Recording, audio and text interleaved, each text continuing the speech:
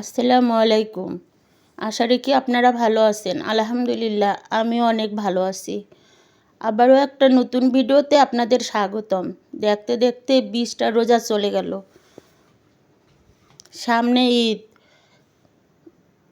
সবাই ঈদে ভালো থাকবেন এই আশা রাখিয়ে ভিডিওটা শুরু করলাম। যাক, প্রথমে রান্না করলাম মাছ দিয়ে টমেটো, এখন হাঁসের মাংস রান্না করতেছি।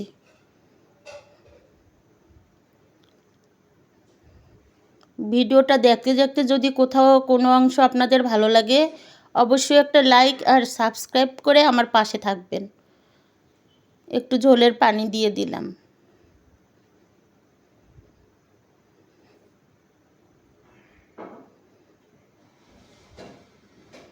এখন হচ্ছে ডাল দিয়ে শসা দিয়ে রান্না করব।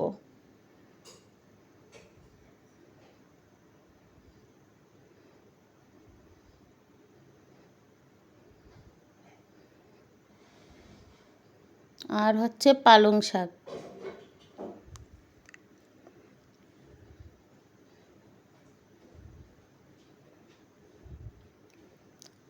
ইচ্ছা থাকলেও অনেক কিছু রান্না করতে ইচ্ছা করে না, কারণ হচ্ছে রোজা থেকে এত কিছু ভালো লাগে না।